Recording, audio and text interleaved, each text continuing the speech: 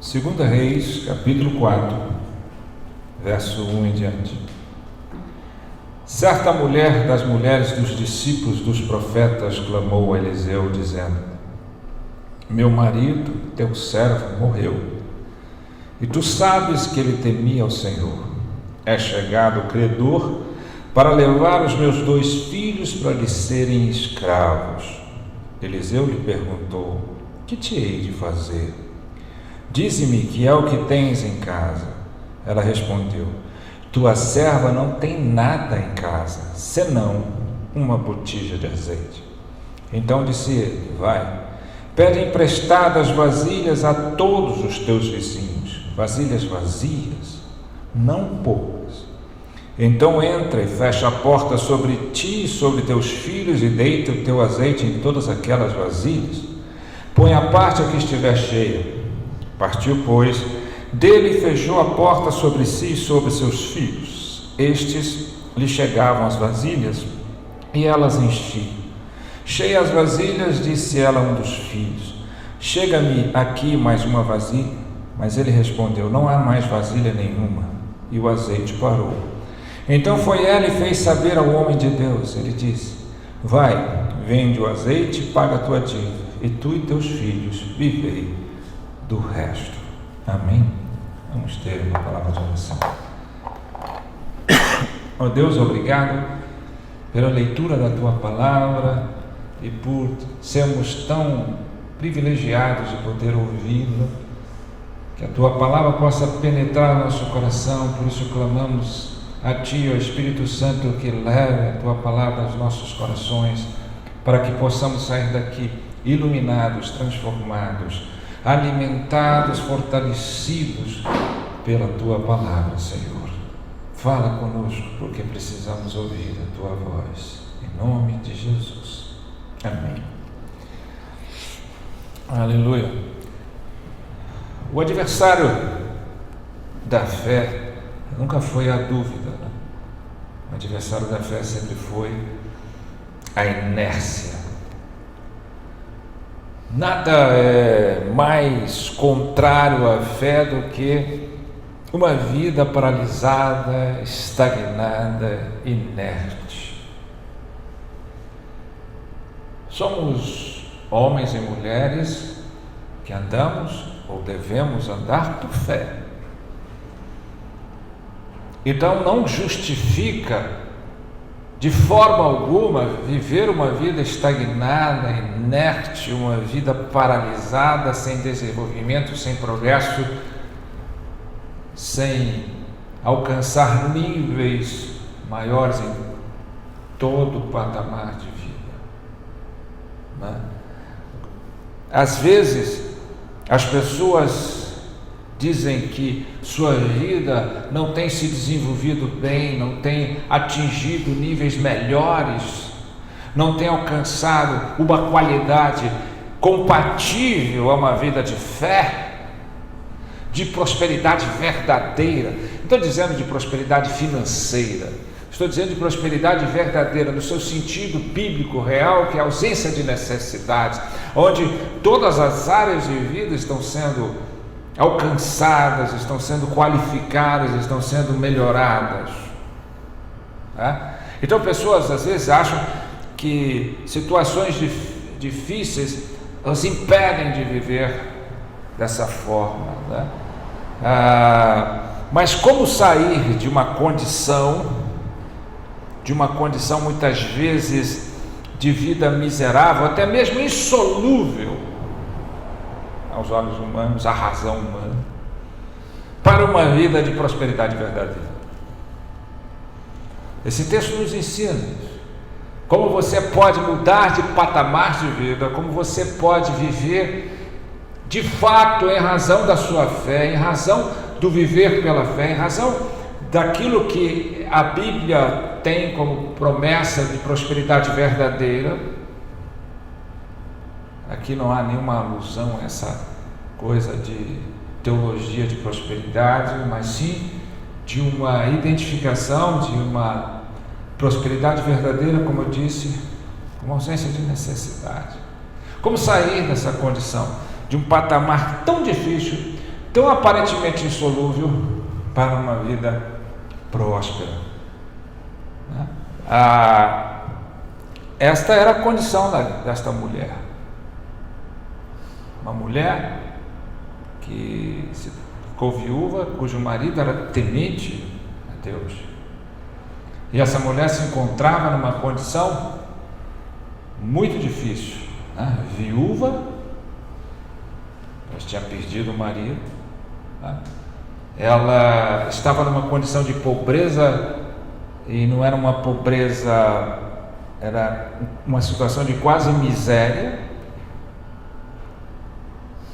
Ela, se não bastasse, estava endividada, porque as dívidas que o marido deixou, ela herdou. Ela não herdou coisas boas, bens e imóveis, ela herdou uma grande dívida.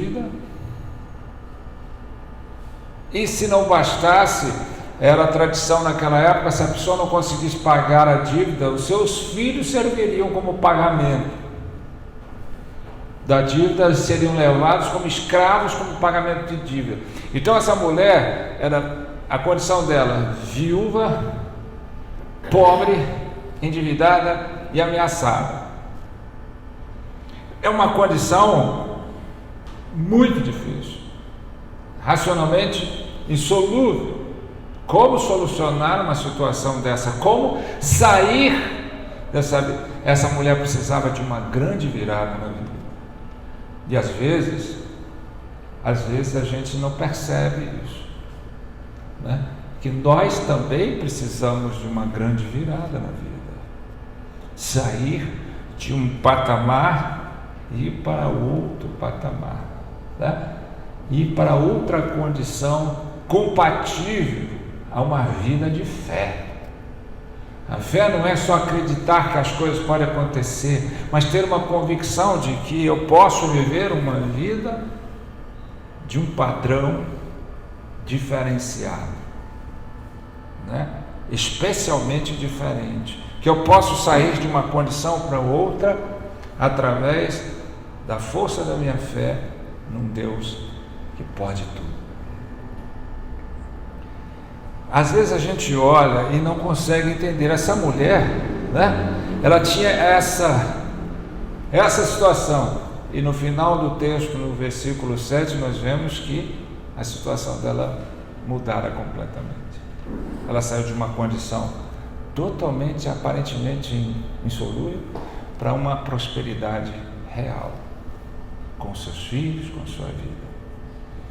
Às vezes a gente olha e percebe, mas minha vida não chegou nesse nível. Dificilmente, literalmente, você vai enxergar a sua vida nesse nível. Mas nós precisamos interpretar a Bíblia não só por uma condição literal das coisas, mas pelo significado das coisas, pela representatividade, pelo simbolismo, fazendo sempre um paralelo das nossas vidas. Então veja bem, tem muita gente que não se encontra numa condição de viuvez. A condição de viuvez naquela época, ela representa o quê? Desamparo, solidão, uma perda irreparável. E tem muita gente que vive a viuvez sem ser viúvo, que vive desamparado. Tem tanta gente que é viúvo de gente viva, separado, que vive sozinho, que vive desamparado, que vive uma solidão o tempo todo, que tem que dar conta sozinho das coisas, que tem que assumir sozinho as responsabilidades, que de uma hora para outra se encontra numa situação, eu tenho que me virar com a vida, eu estou sozinho nesse barco, eu tenho que dar conta. Tem muita gente vivendo isso aí, vivendo uma viuvez sem nunca ter casado, vivendo uma viuvez de uma separação, de gente viva, que de repente se encontra desamparado, que se encontra só, que se encontra completamente tendo que dar uma volta sozinho na vida. Outra situação que às vezes nos parece diferenciada é o fato da pobreza.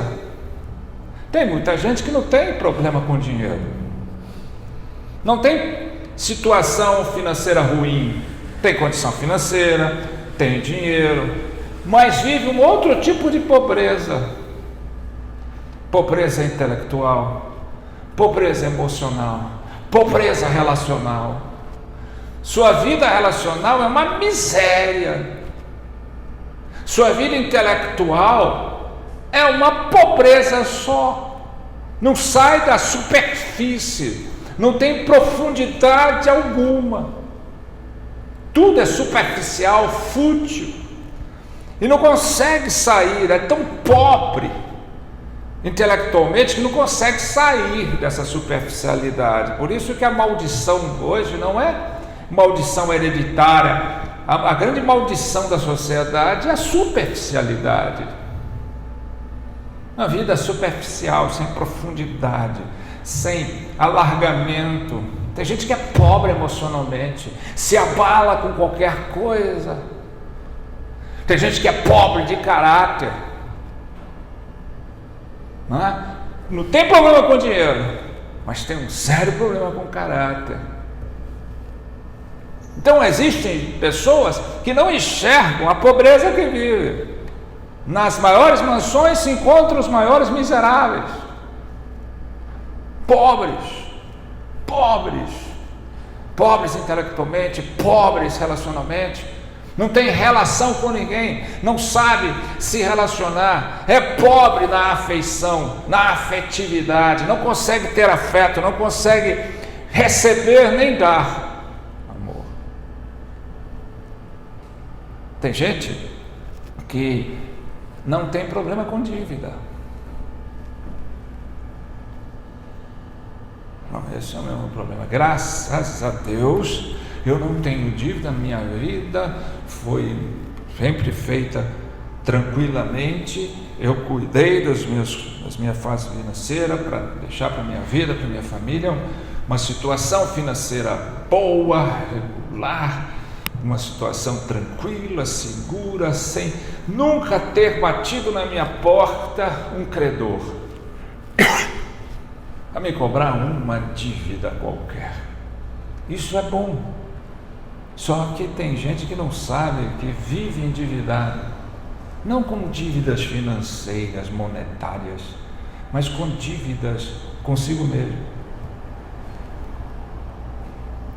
Pessoas que têm dívida consigo mesmo por negligenciar a sua saúde, negligenciar as coisas, seus sonhos, negligenciar os seus projetos, negligenciar o seu crescimento, negligenciar o seu desenvolvimento pessoal, negligenciar o dom que Deus deu a ele,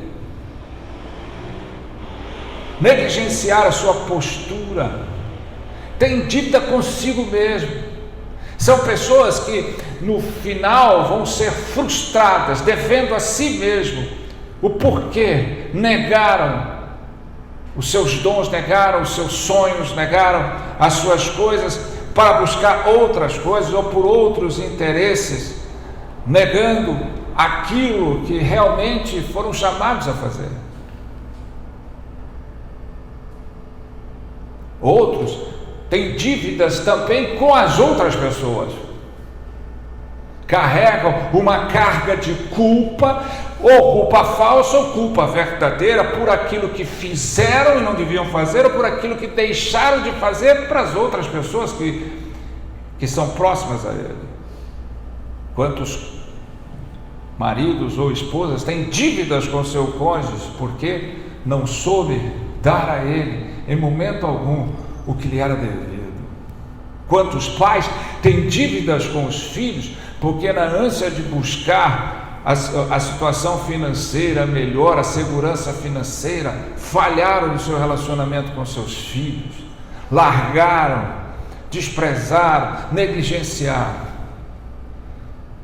Quando você deve financeiramente, você tem um credor que pode bater na sua porta, uma execução que pode chegar à sua casa. Quando você deve a si mesmo e a alguém, você tem a vida como credor. e ela não é uma criatura fácil. Quantas pessoas não passam e não se sentem ameaçadas porque de perder os seus filhos por causa de credores, por causa de dívidas, ameaçada de alguém vir e roubar os seus filhos, mas se esquecem que podem viver o tempo todo ameaçadas de perder os seus filhos para o mundo, perder os seus filhos para as drogas, perder os seus filhos para viverem para a prostituição, para outros valores que não os de Deus. Quantos nós conhecemos que não tiveram problema nenhum financeiro, não tiveram ameaça nenhuma de perder outras coisas, mas tiveram ameaça e a concretização de perder seus filhos para o mundo? Quantos ficam amedrontados quando seus filhos crescem, começam a ir para a faculdade, e agora? O que é que eu faço nesse mundo, nessas faculdades, nessas companhias? Vivem ameaçados. Por quê? Porque reconhecem a fragilidade de seu envolvimento com os filhos. Reconhece a fragilidade de seu testemunho com seus filhos. Reconhece a fragilidade de seu exemplo dos seus filhos. E aí qualquer coisa ameaça. E se não bastasse a ameaça, a gente vê a concretização de quantos filhos de crentes estão escravos do pecado do mundo. E não é só uma ameaça, tem se tornado uma concretização, um fato real. Então, todas essas coisas são compatíveis com a vida de muita gente que acha que não vive essa realidade. Estão desamparados, estão se sentindo só, estão em solidão, estão se sentindo sem ninguém por perto para ajudar. Estão se sentindo pobres, porque estão percebendo que chega uma hora que eu preciso dar uma virada, porque eu não posso ficar mais nessa superficialidade, eu não posso ficar mais nessa futilidade, eu não posso ficar mais tão pobre intelectualmente, eu não posso ficar tão pobre emocionalmente, eu não posso ficar tão pobre, né, de caráter, eu não posso ficar tão pobre na minha vida como um todo, como ser. Ou eu não posso ficar devendo para mim mesmo, eu não posso ficar devendo para os outros, eu não posso carregar essa dívida, porque a vida está me cobrando, e está me cobrando e massacrando, e me oprimindo. Eu não posso mais ficar à mercê da ameaça de perder meus filhos para o mundo. Eu sei que eu preciso mudar essa história. Eu preciso mudar essa história. Se aconteceu com essa mulher, pode acontecer com qualquer um de nós. É exatamente isso. Para dar uma virada na vida, ela nos deixou um exemplo.